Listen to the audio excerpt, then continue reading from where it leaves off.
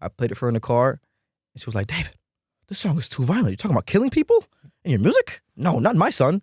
A silent parking lot, a towed car, and a resurfaced clip that changed how people saw everything. The moment the video of David carefully wiping a young woman's sneakers started circulating again, comment sections lit up, not because it was flashy, but because of what came next. At a Hollywood impound, workers opened the front trunk of a black Tesla and found the remains of 15-year-old Celeste Rivas Hernandez.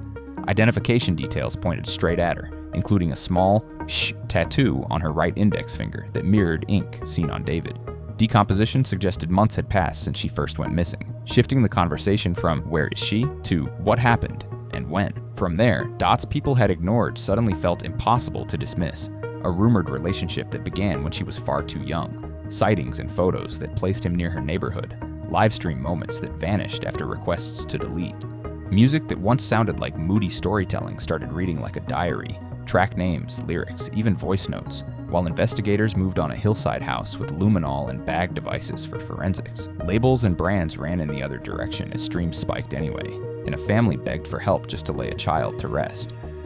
This is where the case stands now. A teenager gone, a car no one wanted to open, and a trail of tattoos, timelines, and digital receipts that has everyone asking the same question. How did it get this far? It starts with a smell creeping down a quiet street in the Hollywood Hills. Strong enough that neighbors complain. Strong enough that a black Tesla sitting too long becomes everyone's problem. A tow is called. The car gets tagged, lifted, and moved to an impound where vehicles wait for paperwork to catch up. 5 days later, a routine check becomes anything but. Staff pop the front trunk and the room tilts. Inside is a bag, and inside that, the remains of 15-year-old Celeste Rivas Hernandez. In an instant, the name that had lived on missing posters becomes the center of a homicide investigation. Identification details are recorded, including a small "sh" tattoo on her right index finger, the same design people had seen on David, locking the internet's speculation onto a single horrifying image: a teenager found in a car registered to a rising artist. That impound room moment did more than shock people. It rewired the timeline. Decomposition suggested months had passed, lining up with Celeste's disappearance in the spring and hinting that the tragedy happened long before anyone opened that trunk. Now every logistical detail matters. Where exactly was the Tesla when neighbors complained? How long did it sit? Who last had the keys? Tow slips, neighborhood camera angles, license plate readers on the route, and any security video of the car being parked or abandoned become crucial pieces. Even the car's own data, door opens, front pops, GPS pings, could tell a minute-by-minute story of who moved it and when. The chain from curb to tow to impound is short on paper, but every timestamp in that chain helps answer the same questions everyone is asking. Who parked it? Who walked away? And why did it take a tow yard to reveal what was inside? And then there's the proximity problem that won't let go. The Tesla wasn't found out in the desert or behind a warehouse. It was retrieved from a well-trafficked neighborhood and sat in a city lot for almost a week before anyone looked inside. If this was supposed to stay hidden, it wasn't hidden well. That raises two equally chilling possibilities. Either someone thought the car would be quietly destroyed or auctioned before anyone checked, or someone didn't expect it to be discovered at all. Both theories pull the focus back to the stretch of days between the tow call and the impound discovery, because somewhere in those hours and miles is the first solid thread that ties a missing person case to a trunk, a registration, and a teenager whose name should never have been in that sentence. Long before that trunk was opened, people close to Celeste say she had a connection to someone named David. The way it's told, the contact began when she was barely a teenager and he was already older. As time passed, there were signs that moved this from rumor to pattern. Matching tattoos, sightings of David far from his neighborhood in places close to hers, and a heartbreaking cycle where Celeste would run away, get found or return, then disappear again. Those run reports are not just sad details. Investigators look at them as potential markers of control, influence, and access. Allegations say the contact was steady and deliberate. Family accounts say there was an ongoing relationship. The tattoo matters because it becomes a physical thread linking two lives that should never have been that close. Photographs place people in places they shouldn't have been, and every time a friend or follower posted a sighting, the timeline tightened. None of this alone proves a crime, but together it paints a picture of a bond that was not only inappropriate, it was persistent. That persistence is why so many now read the later discovery in the car as the end of a story that started long before. This part is simple. The internet remembers, even when people delete. Fans say there were Discord chats between David and Celeste going back years. Jokes, late-night messages, inside references. Nothing earth-shattering by itself until you line it up with the dates she went missing. Then the DMs feel different. They feel like a timeline. Live streams made it worse. There are clips of them on camera together, laughing, talking, followed by David asking mods to take the video down. Don't keep the VOD. That one line sticks. It sounds like someone who knows the footage looks bad if people replay it later. Then you've got the photos. Not the glamorous ones. The casual snaps with location tags. A selfie that places him near Celeste's neighborhood. Another post from the same area weeks later. He doesn't live there. It's not on his route. One visit is random. 2 or 3 looks like a pattern. People also dug up comments under his posts. LAPD is coming for you. She's 13. Where is Celeste? At the time, you could brush it off as hate. Now those comments read like warnings he chose not to hear.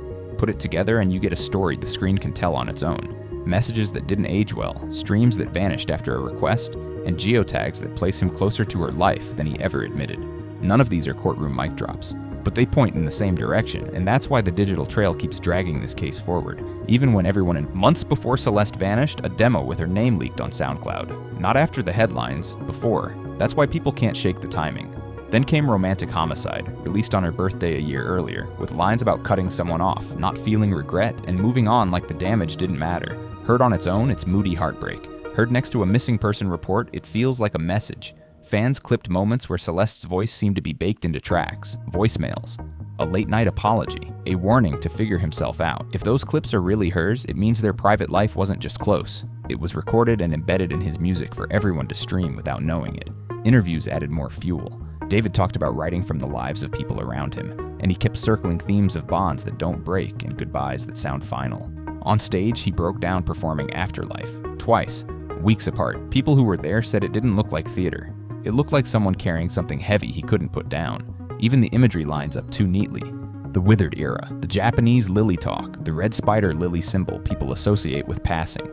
Maybe it's just a look, maybe it's a signal. When you stack it against a demo named after a girl found in his car, it's hard to call it a coincidence and move on. None of this replaces forensics, but it explains why listeners stopped treating the songs like fiction. The names, the dates, the voice notes, the breakdowns, every piece pulls the same direction, back to Celeste and back to the last months before she disappeared. After the impound discovery, attention turned from playlists to a house in the hills. Investigators served a search warrant on a property tied to David's circle, reported as a place he stayed and posted from, leased by his manager. It sits not far from where the Tesla was abandoned. The team didn't show up to glance around. They arrived with kits built to find what paint and bleach can't hide.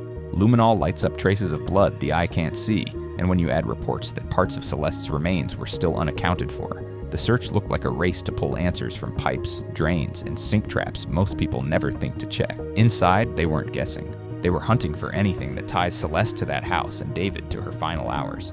Hair in a brush, a tiny flake of blood in a drain, fibers that match the tube top or black leggings she was found in, the small yellow chain bracelet she wore, a fingerprint on a doorframe.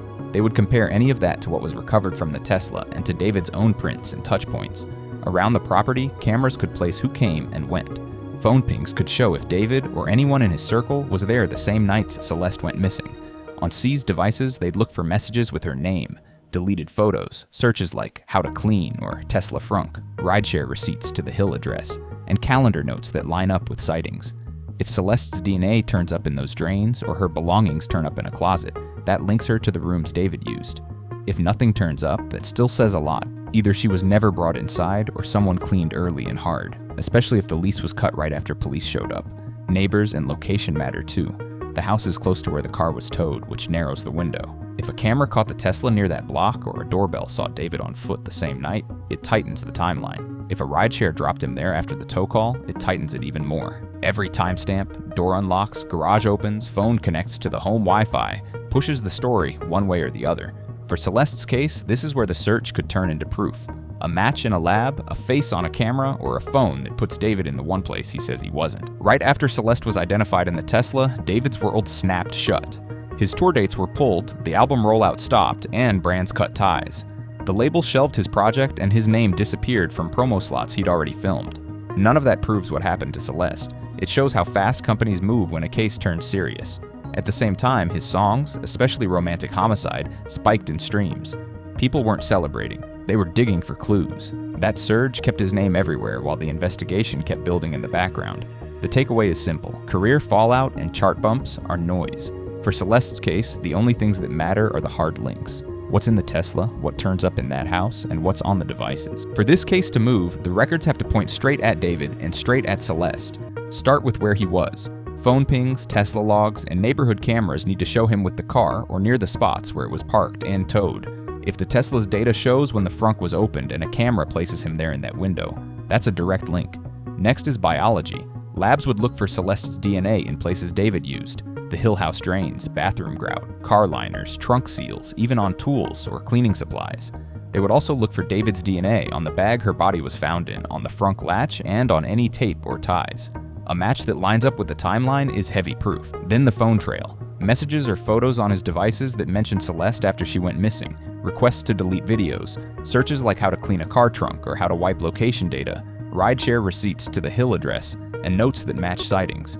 If his backups show deleted chats or hidden albums with her in them, that closes gaps. Finally, the clock. A clean sequence that runs from the last time Celeste was seen alive to the day the Tesla was towed. Who parked the car? Who had the keys when the frunk was opened?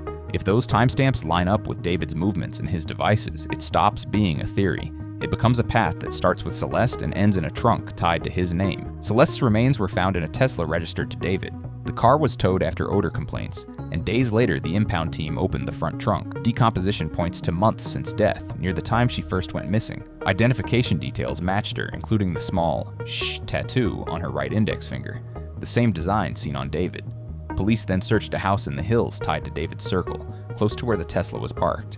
They checked rooms, drains, and devices for any trace of Celeste and for records that link David to her final hours. Lab results from that house and from the car will be key to connecting those locations. Online, there are clips of David and Celeste together, posts that place him near her neighborhood, a demo with her name, and songs that seem to include her voice. David has not made a public statement. His label and brand partners pulled back while streams rose. Right now, the case centers on the car in his name, the nearby house search, the digital trail tying them together, and forensic work still in progress. Celeste Rivas Hernandez was found in the front trunk of a Tesla registered to David. That discovery turned a missing person case into a homicide investigation built around hard anchors: the car, the Hill House search, and a digital trail that connects them through tattoos, timelines, clips, and songs that now feel like pieces of a larger picture. What matters next is what forensics and device data say about where she was, when she was moved, and who handled the car. Tap subscribe, hit the bell, and stay locked. Next drop lands the moment the facts do.